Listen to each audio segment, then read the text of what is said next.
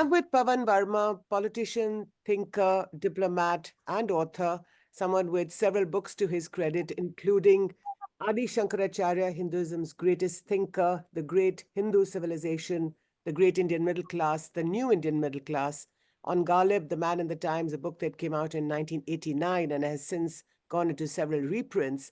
And among the most interesting is The Greatest Ode to Lord Rama, Tulsi Das's Ramcharit Manas. And today, as we go, there's just a few days left for the inaugural of the grand Ram Mandir in Ayodhya on the 22nd of January. I'd like to ask Mr. Varma about his views on the Mandir and on the politics around it. Mr. Varma, welcome to Awaaz South Asia. Thank you, Jyoti. No, it is a moment of joy and happiness for the overwhelming number of Indians, including, of course, Hindus. What is uh, most appropriate is that it has been done through the proper procedure. It has In been the done sense, through, yeah, okay. uh, earlier, as you know, there was an attempt made to illegally overpower and demolish the existing structure, which is the masjid there. Mhm. And that was an illegal act which was condemned by the highest rungs of the BJP leadership as well. Mhm. But this time, the temple has come up through a judgment of the Supreme Court, which is binding on all. And therefore, I'm happy that the Pran Pratishtha is taking place on the 22nd of January. Mhm. So I want to ask you, the four Shankaracharyas who are widely acknowledged by us Hindus in this country as being the foremost exponents of Hinduism have said that they are not going to attend the Ram Mandir inaugural ceremony because the temple is incomplete and therefore the Pran Pratishtha cannot take place. So explain what they mean by that and what your views are. You see, I must explain to you the background of the Shankaracharya. Adi Shankaracharya in the 8th century was a remarkable person who Mhm. said born in Kaladi in Kerala, took Samadhi in Kedarnath, traveled the length and breadth of the country on foot, and in a sense is considered the reviver of Hinduism because of his prodigious work on Advaita or the Vedanta school of Hindu philosophy, which is based on the Upanishads. Mhm. As part of his endeavors in a short life of 32 years, he set up four mutts, Mhm. one in Sringeri in the south, one in Dwarka in the west, one in Joshimath in the north, and one in Puri in the east, which, if you see, is the civilizational map of India. Many years before the British came, who had the colonial conceit to say that they created India. Mhm. So Adi Shankaracharya set up these mutts for the study and propagation of Hindu philosophy, Mhm. and at that time appointed his most trusted disciples to run them. Mhm. Now, one thing you have to understand that the Adi Shankaracharyas are revered by their followers, and many of them have a knowledge indeed of Hinduism. Uh, and I have traveled to all four mutts as part of the research of my book on Adi Shankaracharya and Right. met with the Shankaracharya. But they are not popes. Mhm. In Hinduism, there is no pope Okay. who can issue a canonical edict which binds all Hindus to a particular decision or a particular uh, uh, kind of biblical injunction. Okay. So they have an opinion. That opinion is not binding. Mhm. That opinion can be taken into consideration by people. And therefore, the fact that they are not going is in themselves not a matter of great concern or Okay. uh, of worry, because they are individuals in their own right. Mhm. And these days, if I may add, there is some degree of politics within the mutts and also some degree of a search for primacy between the Shankaracharya. However, it's their view that they are not going. Now, as far as your question about the temple not being complete, Yeah. this, It's supposed to be only 40% complete.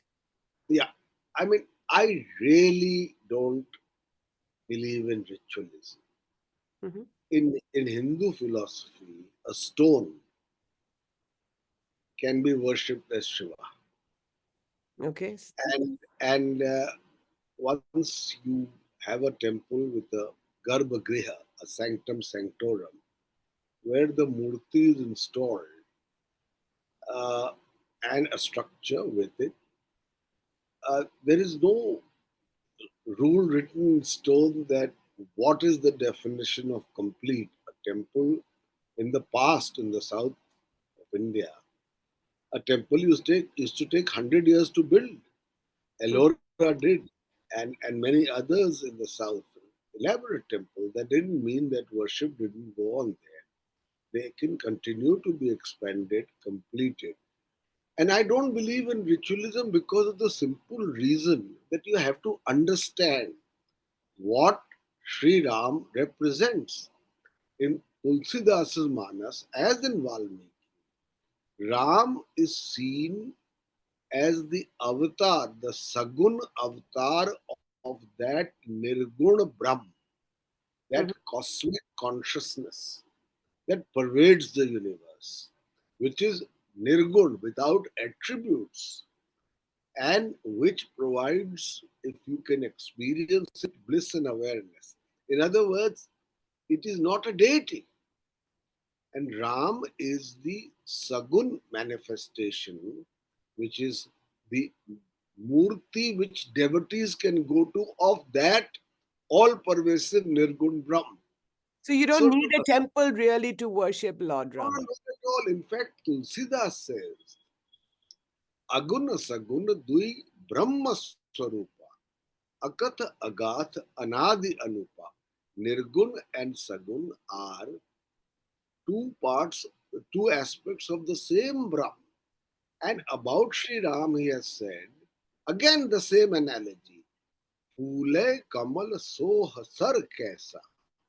The lotus blooms in the still waters of the lake so beautifully. Phule Kamal so hasar kaisa. Nirgun Brahm Sagun bane jaisa.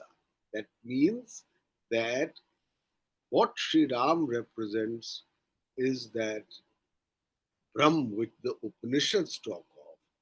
His avtarit roop is that of Maryada Purushottam Ram. Mhm. As Brahm, he is in you, he is in me. He is not confined to a temple. He is in animate and inanimate objects. And therefore, to associate beyond a point ritualism with the worship of Sri Ram, if you are a believer in Hindu philosophy, But is in isn't that my view, yes. But Mr. Verma, isn't that in a sense? I mean, I appreciate what you're saying about the greatness of Lord Ram and the fact that he is so integral to the beliefs of millions of Hindus across the country. But I'm just wondering if there is more to this devotion or that Hindus have in the building of this grand Ram Mandir, and whether right from the start, since 1992, when the Babri Masjid was demolished, that there has been a lot of politics that has been played around with the devotion and the faith of Hindus in our country. You see, in any democracy, and I'm not saying it's right, political parties will use an emotive issue to garner support. Mhm. Now, the BJP, after having been reduced to two seats in 1984, needed a cause by which to regain again popular support. It is in that context that L.K. Advani in 1990 from Somnath started on a Rath Yatra for the building of the Ayodhya temple. Right. Uh, it's not as if it paid the BJP political dividends immediately. Mhm. It did not, because after the incident where the masjid was demolished, the BJP actually ceased to be the largest party. I mean, ceased to be the majority party in UP. It became the single largest party and later lost the election. Mhm. However, the BJP has persisted in its campaign for the building of a temple at what millions of Hindus consider to be the birthspot of Sri Ram. Okay. And that effort has paid dividends. Now, if the BJP takes political credit for that, I would say that at a ethical level it's wrong, at a political level it's understandable, because that has been their consistent goal as mentioned every time in their manifestos. And today it is through a proper Supreme Court judgment seeing fruition. So they will naturally milk it to the greatest extent possible. So, Prime Minister And Modi is reaping the political dividends of the faith and devotion of millions of Hindus. yes, because I mean, it's not only about the building of the temple. The BJP and the RSS and its other organizations as part of the Sangh Parivar have planned for this in a very organized manner. Mhm. Akshat in packets is being distributed across North and West India and elsewhere, and by their cadres, and people who are devotees are being told to take that akshat or rice and put it on their kul devtas, and after the pran pratishtha they would come and collect that rice and offer it to Sri Ram in Ayodhya.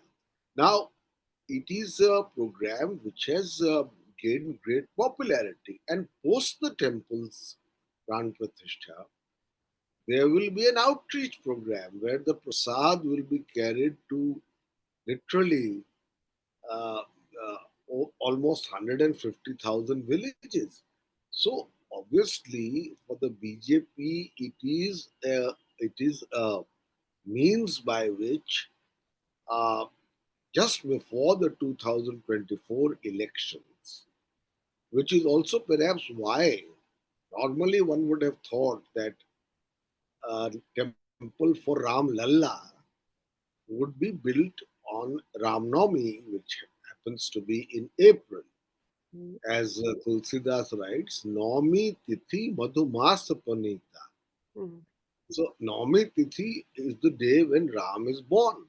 Mhm. But it has been preponed because it's possible that by 9th April there's a model code of conduct that prevents it. So, let's understand one. First of all, for those for whom there is reverence for Sri Ram, the temple is a matter of astha or faith.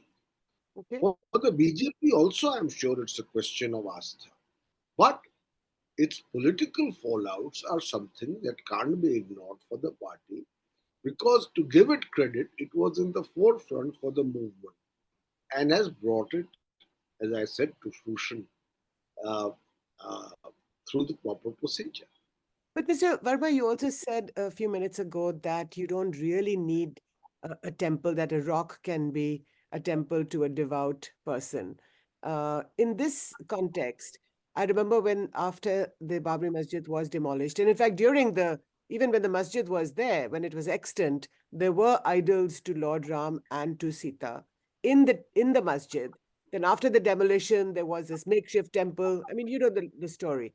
So the idea of building such a grand temple in the name of Lord Ram, to evoke the faith of millions of people, My question to you is, I have two parts to this question. The first is the intermingling of this faith and devotion and religion with politics.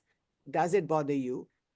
And the second is, what does it do to a country like ours, which is so diverse and which has millions of people of other faiths also? Well, if the building of the Sri Ram temple, first of all, in most religions, you will have grand temples, be it a church, be it a mosque, Mhm. be it even a gurdwara. The golden temple of is uh, is the golden temple. So people out of faith would like to see their revered deity in a setting which has the grandeur that is equivalent to their faith. So while Hinduism sanctifies, sanctions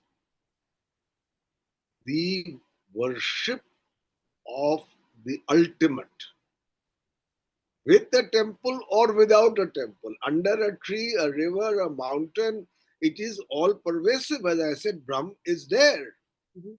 and your best access to reach it is through meditation. But temples of some kind are built in every religion. So on that front, we are not any different, and it's not as if temples have not been built of the same grandeur in the past. Okay. Secondly, if the building of the Sri Ram temple leads to division within society or the marginalization of people of other faiths in a multi religious, multicultural, and plural nation, I believe it would be doing a great disservice to Maryada Purushottam Ram himself because he is the great unifier and he represents a faith which believes in inclusion. However, distorted that vision, which was the founding vision, which was articulated thousands of years ago, a near revolutionary proclamation. Ekam sat vipraha bahuda vadanti. The truth is one, wise people call it by different names. This is a Mahavakya of Hinduism.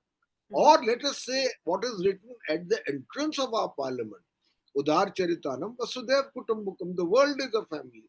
So if Maryada Purushottam Ram is used to create either hostility, division, suspicion, violence, marginalization, or ill treatment of those of other faiths, I believe you will be doing to Maryada Purushottam Ram because he's not Leela Purushottam, which is Krishna.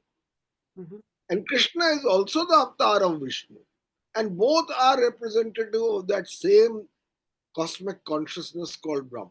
But in the case of Ram, he does things correctly. And when I think Bharat asked Ram, what is the highest dharma?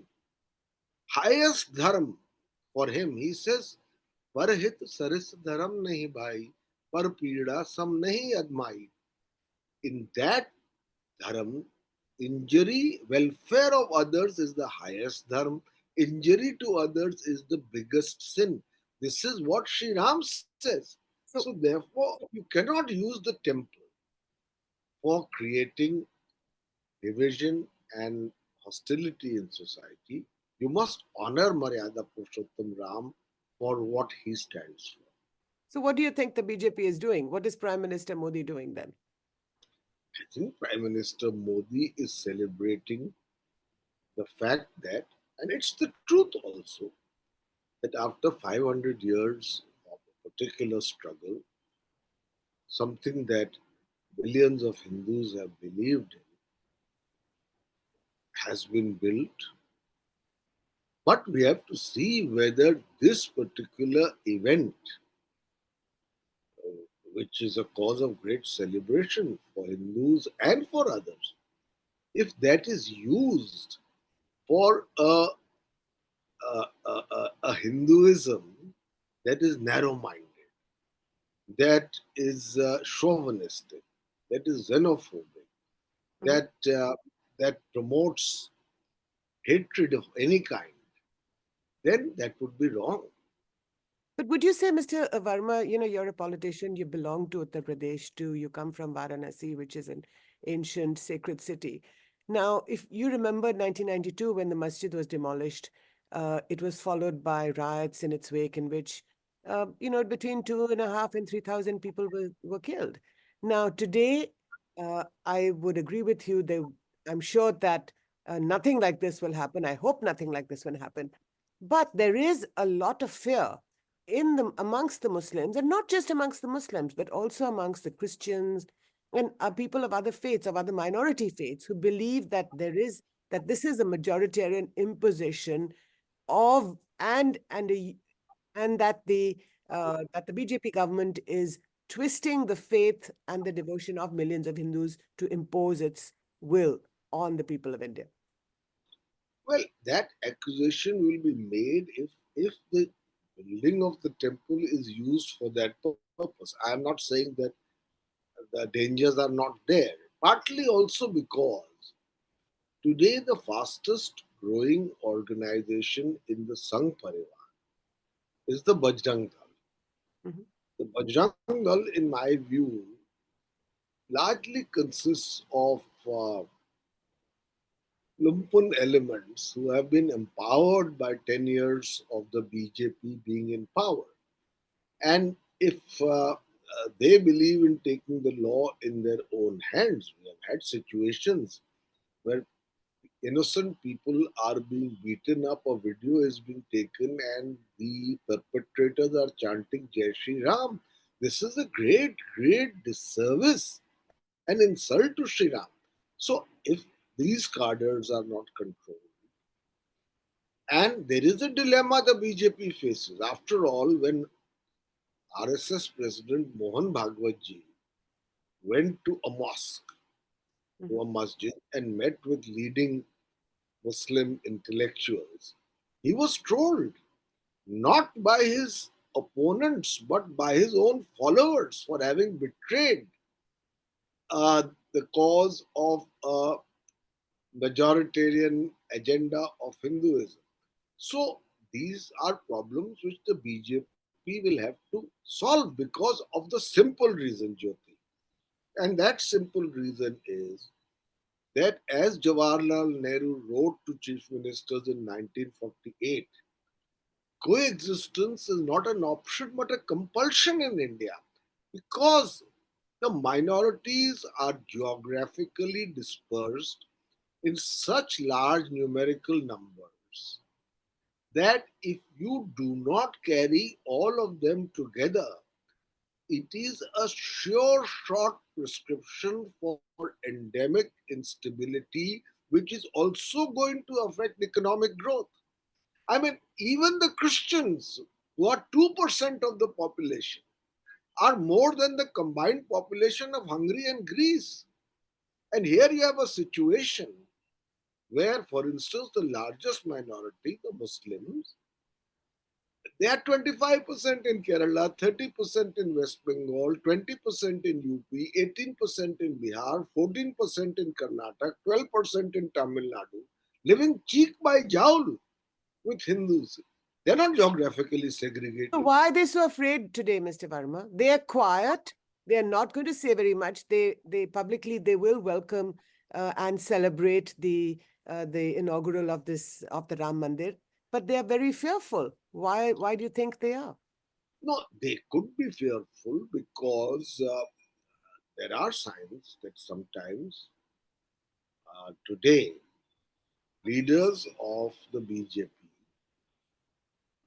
seem to be stridently, stridently aggressive about Hindus, which can also be called trying to implement a majoritarian Hindu agenda. Now, minorities uh, feel threatened by this because in a Obviously. country like India, where there is constitutional validity for the respect of all faiths and for all people of all faiths being equal citizens, if there is a sense, a perception even, that they are a minority which is now being pushed by the largest community, which are the Hindus, it does not bode well for the future. So Hinduism will cease to be Hinduism if it is not inclusive. That is why Sanatan Dharma survived for 8,000 years, because of its conquering eclecticism. So if you change its character, I'm afraid Hinduism will not be Hinduism but will become a clone of the same Abrahamic faiths that sometimes Hindus criticize for their extreme fundamentalism. And I have respect for the Abrahamic faiths also. But let us not distort Hinduism to pursue short term political dividends, or to mutilate the character of Hinduism, or to violate the constitution of India. But Mr. Verma, I fear that some of what you're describing, the no's and the yeas, are already happening, which is truly unfortunate because you talked about the Supreme Court verdict 2019, which was a result of the mediation between the Hindu groups and the Muslim groups, right? The Babri Masjid Action Committee as well as several Hindu groups. Now, as a result of that mediation, which is not in the public domain, but some articles have come out by one of them, the mediator, Mr. Sriram Panchu, in the Hindu, in which he alludes to the fact that the Muslims said they were persuaded to say, yes, this is what you believe, what millions of Hindus believe is where Ram Lalla was born, and therefore we will give back this land to you. And you build, and please do build your temple. By The that, Places of Worship Act came about in 1950. 1991, Okay. and therefore it is the law of the land as of now. And I think there is some justification for it, whose rationale was articulated best by, again, the RSS chief Mohan Bhagwat, who said, you cannot go about digging every mosque to find a temple under it. There has to be limitation. But there are, if you look at the Gyan Vapi Masjid, what's happening today? The Supreme Court is ordering the cleaning of the wuzu tank. In Mathura, the Supreme Court has finally said, just a couple of days ago, in fact, said to a High Court judgment that you cannot allow a survey to take place in the Eidgah on the Krishna Janmabhoomi. But these are very real worries and very real concerns that not just Muslims have, but millions of Hindus like myself have. That are you planning to now demolish these other grand mosques that were built in subsequent centuries? You see, Jyoti, let me give you, in my view, what a balanced perspective is on this. Mhm. There is no doubt that during the Turkic invasion, there was a great deal of wanton destruction and Absolutely. pillaging of the Hindu centers of learning and temples. Mhm. And a great many temples were raised. I mean, if you go to the Qutub Minar today, there is still a plaque which says that this edifice has been constructed on the basis for the Quwwatul Islam Mosque, I'm saying, which is Yes, adjacent to the Qutub Minar, by the debris of 27 destroyed temples. absolutely. So, therefore, there is a need for some rectification in terms of the damage done. Now, I'm coming to you, so please don't preempt what I'm And saying. also that word rectification, does it also mean revenge? No, no, I'm allow me to explain myself, Yeah, please. of course. So, therefore, uh, there is a history to this. When Somnath was restored through public money and a trust, a temple which houses one of the 12 sacred Jyotirlingas and has been very, very prominent in the faith of Hindus, was pillaged and destroyed 17 times. Mhm. And after 47, it was rebuilt. And when the President of India was invited to do its inauguration, Pandit Jawaharlal Nehru, perhaps in the most well-intentioned manner, in the aftermath of partition, felt that that was a non-secular act. Mhm. Now, many Hindus felt that here is a temple being restored, and if the president of India, in this capacity as a Hindu, attends it, what's wrong with it? Just like the president of India can go to a mosque, can go to a gurdwara, can go to a church. Now, there is a certain desire to to correct the narrative of history. Mhm. Now, when I say that, again, please try to understand what I'm trying to say. Okay. It was also the attempt, and again for well-intentioned reasons, because of the religious hysteria and fanaticism of the partition, to gloss over the factual account of history, to try and seem to portray that the Turkic invaders came in and a syncretic Ganga Jamuni culture evolved overnight, and that they came in a tourist bus, gave us some biryani, we gave them some puri aloo, and everything was fine. It didn't happen like that. Mhm. And people want that narrative of history to be corrected. And I think it should be. In my own book, The Great Hindu Civilization, I quote Will Durant, who says that invasion, the Turkic invasion, constitutes one of the bloodiest chapters in world history. So there is a narrative which was sought to be glossed over. That narrative needs correction.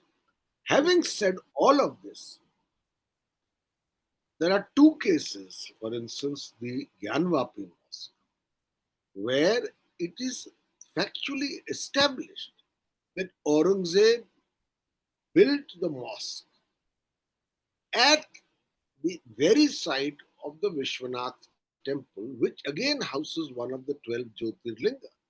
Right. And in fact, the actual Hindu shrine had to be moved away, and that new small temple was financed by Ahalya Bai of Indore, the ruler of Indore. So these are memories. Now, under BJP rule, where there is a sense of Hindu revivalism or a new Hindu aggression, those memories are being revived. My own view now. Now, let me, having given you this perspective, give you my own view. My own view is that certain corrections in the historical narrative must be made. At the same time, in a modern republic, 70 years after the constitution, which recognizes India to be a plural country, a multi religious country, there is no point in excavating the acrimonies of the past to vitiate the atmosphere today. Therefore, there has to be a balance, and that balance has to be achieved in consonance with the Constitution's objectives. And it was in that context that the Places of Worship Act was passed. Okay. So long as it is not rescinded, it still is the law of the land. But pressure on especially Kashi and Varanasi, and where these two mosques were built literally on the temples, And Mathura, is Kashi and Kashi and Mathura, sorry, are likely to grow. And we have to see then what floodgates they open. It may fulfill the danger that Mohan Bhagwat himself pointed out, that we can't start digging up every mosque to find a temple under it. There has to be a certain sense of balance. And that's why we have to see how, as a mature Republican secular democracy, we proceed. But Mr. Verma, This in the search for this balance that is so all important. Now the BJP, or would you say, my question to you is, do you think that the BJP and the RSS has been riding a tiger for the last several decades, even before the demolition of the masjid, which perhaps led to the demolition of the masjid? And today, 31 years later, uh, in the search for this balance, you talked about Mohan Bhagwat, the RSS chief, and how he went to a masjid, how he's sort of reached this outreach with Muslim intellectuals. Now, you know that nothing or very little has come of that outreach with the Muslim intellectuals. So, in a sense, I'm asking you, this search for this so-called balance, it sounds like it's like an empty thing. It's an empty drum that makes a lot of sound, but there's very little that goes with it. No, Jyoti, you must have faith in democracy. Of course, that's why we're all continuing to live in a country like ours, because we are Yeah, democratic, right? because you see, beyond a point, neither Hindus nor Muslims in this country are jihadis. There are extremist elements in all religions, Mm. and they need to be condemned and dealt with firmly. But this is not a jihadi nation. People here basically want to live and let live and get along with their lives. Right. They have aspirations of a better economic future. They want their children to be educated and earn a good salary. Consumerism is growing. They want to get on with the wherewithal by which they can get a good job, earn more, and so on and so forth. Now, when you have a situation where religion is being used to jeopardize these very goals which the ordinary Indian holds to be far more important than this perennial endemic instability. There will be a rectification that will come. Hmm. Nobody wants to go out and kill everybody in the name of religion in this country. I can tell you that. Yes, there can be moments of excess, and there are extremist elements in all religions. But by and large, Hindus, Muslims, Sikhs, Christians in this country want to get on with their lives You said and yourself that you said harmony and yourself, Mr. Verma, that the BJP, that the Bajrang Dal, for example, this ultra right fundamentalist cadres that think little of killing people, and especially Muslims. But why is it that they're not being controlled by the BJP? So this whole search for this balance, that on the one hand you want to be more inclusive and take everybody along because you're in power, which is a wonderful thing to do. But on the other hand, you're not willing to also tamp down these excesses by your own cadres. no, no. You see, Jyoti, first of all, there is a question today whether these cadres are any more under the full control of either the BJP or the RSS. They've acquired a swagger of their own. Mhm. And unfortunately, as I say very often in my interviews and writings, if you take any one of them, put them in a room and ask them to write a two-page essay on Hinduism and Hindu civilization, before they are released, they'll probably spend their entire life locked in that room. So that is not the point here. The point I am making to you is that there is in this country there is a sense that you can take religion that far and no more further. And I think that process will be greatly accentuated if we had an effective opposition. At this moment, our country has the most divided, fragmented, and ineffectual opposition, incapable of devising an electorally resonant counter narrative. Mhm.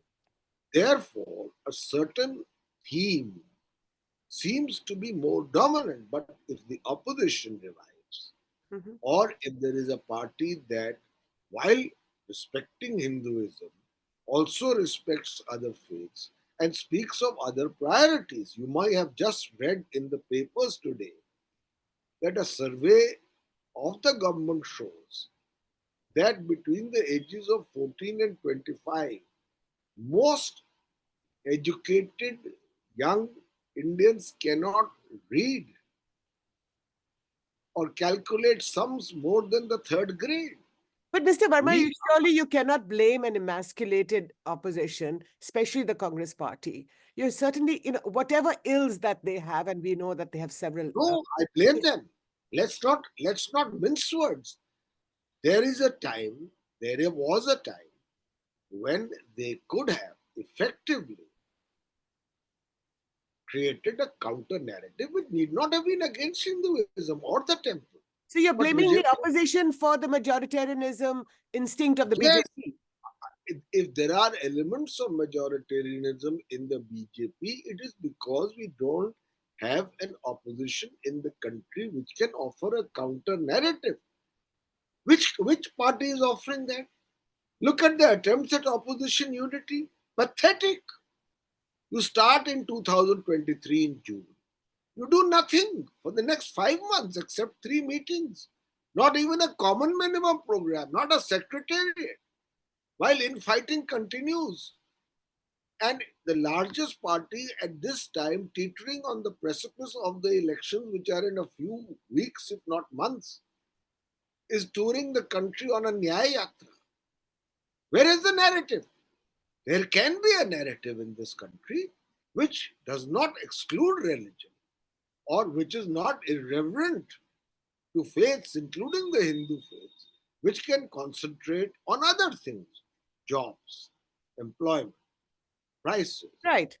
But I think that inequality. narrative is sort of like a middle, like you said, the centrist, that is like a centrist narrative, which is that you can both be a devout Hindu and not be pro BJP, which is perhaps what the Congress party is trying to say, is that they're not against Ram Lalla or the The other gods of. Congress party, Jyoti, let's not now go around. The Congress party represents a good idea as that of the original Congress for an Right. inclusive India. But the current party and its leadership have proved themselves repeatedly to be ineffective in carrying that message. Mhm. And that is also a reason why a particular party and its dominant narrative The are, BJP. are dominating. Where is the counter? So the BJP's majoritarian instinct is being accentuated by the ineffectiveness of the Congress party, Of the general opposition? of the general opposition. Okay, is it? Yes. Sorry? So the general opposition's ineffectiveness uh, to counter the majoritarian narrative of the BJP is accentuating this majoritarian narrative or this instinct of the BJP? If we consider that narrative to be majoritarian, and if we feel that that is deleterious or harmful for this country's long term interests, in a democracy, you must have a effective opposition, not just an opposition, So the not Congress just party and the other opposition leaders, Mamata Banerjee and anyone else, they should have all come for the inaugural of the Ram Temple on that. the 22nd of January. You are reducing it, my argument, to No, a I'm not. level No, no, I'm of, not. listen to me. First of all, on the question of the inauguration, the opposition has been totally confused. Absolutely. If you welcome the Supreme Court judgment, which all of them did, except perhaps Owaisi, Mhm. then you cannot say that at the time of its inaugural, you remain undecided on strategy. You could say, we are not going because this is a political event, but we will go on our own with our cadres to worship Ram Lalla. That's what You they could said. have said, we could have said, we will go, but we keep faith as a personal matter. Here is a Congress party which cannot decide whether to go, not to go, whether to call it politics, or whether to deflect attention through the Nyaya. That's Now, it's absolutely a right. totally confused opposition. Yes. And what have they gained through the process? Discordant voices. Akhilesh Yadav, a promising man in UP, where the elections are going to happen, and this is being built in Ayodhya.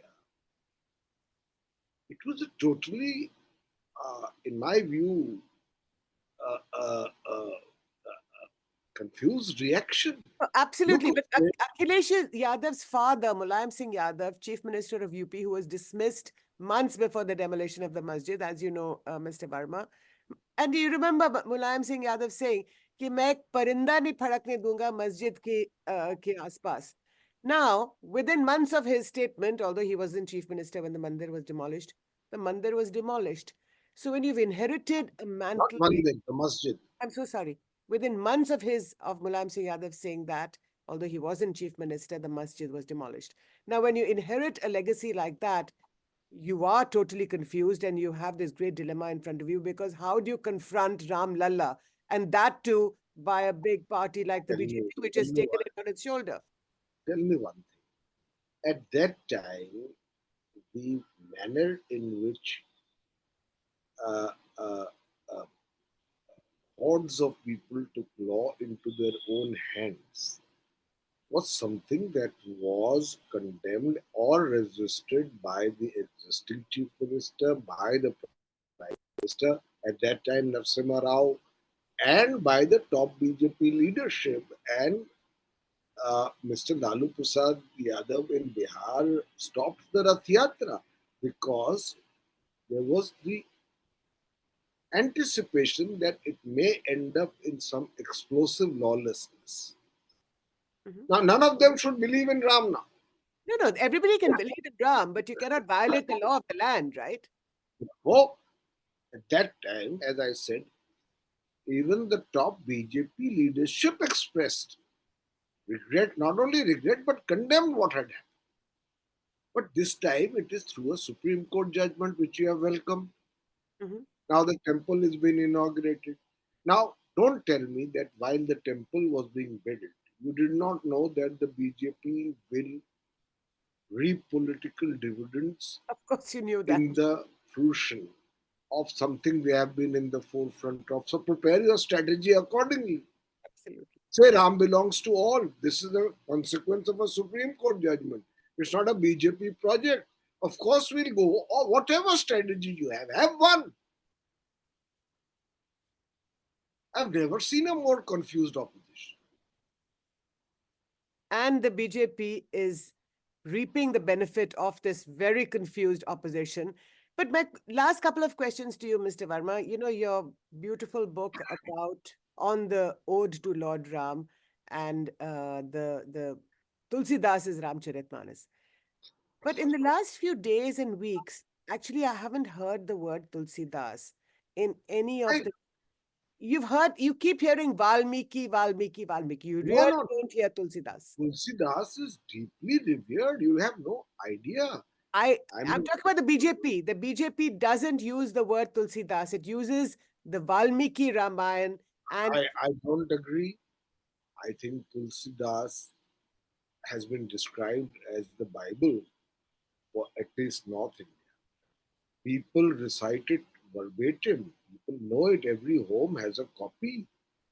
Mahatma Gandhi called the Ramcharit Manas the greatest book in devotional literature. And let me tell you, Tulsidas, in terms of bhakti, he makes no distinction. Jati pati kul dharma badhai, dhan bal parijan gun chaturai. None of these matter. Jati pati this that. He says, Bhakti heen nar sohi ek aisa. बिन जल बारिद देखिए जैसा. A person without bhakti is like that cloud which is incapable of rain. And he says, in that bhakti, there is no jati, pati, kul, dharma, any status, no dhan, no bal, no powerful relatives, parijan, no great quality, personal qualities, no cleverness and deceit. That is the kind of bhakti. He was a bhakti poet. Yes, that is a beautiful doha, and I just wanted to end this conversation and ask you the last question. You know, at Awaaz South Asia, my colleague Nirupama Subramanian has been speaking to Rajesh Joshi, who's a very senior journalist, is in Ayodhya, and he said something really interesting to her, and he said the people who are thronging to this town in the thousands and in the millions are saying that Modi has brought Ram Lalla back to Ayodhya. Your last comments, Mr. Varma. Well, uh, in popular terms, today Mr. Modi doesn't say BJP ki guarantee for a program. He says, yeah, Modi ki guarantee. The BJP has become a very personality oriented party where Modi represents the BJP and not the other way around that Modi, the B, you know, the, Modi represents the BJP is the Right. owner of Modi. No, it's Modi. And if Modi ji is being given credit for this, it is a tribute to his appropriation of what is a Supreme Court judgment's decision and the people's perception of his role. I mean, again, I must point out that if this is the case, the biggest culprit, apart from any other angles you can give, is the fact that we have a non existent opposition which is unable to provide a counter narrative or provide a strategic response to the coming up of the temple, which was something they knew about But for Modi ji months today, now. Modi ji today is Virajman. He is likely to come back in the elections that take place a few months from now. Only the second prime minister since Nehru to win a third term in our country.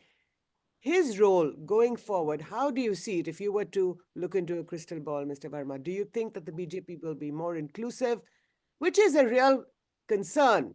Like I said, not just to the minority, but also to the One majority. cannot say Prime Minister You Modi. said one cannot say. Is that what you said?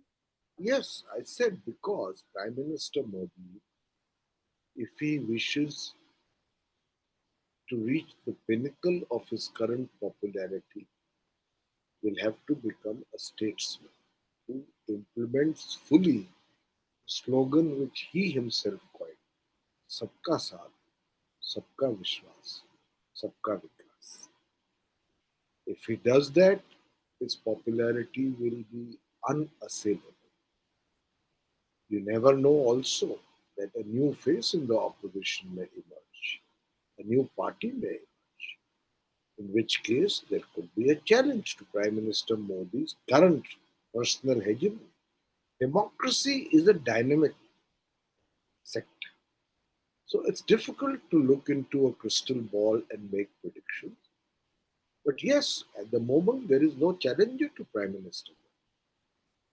Well, as we wait for this churning to evolve, Mr. Pavan Varma, thank you so much for your time and for speaking to me on Awaaz South Asia. Thank you so much.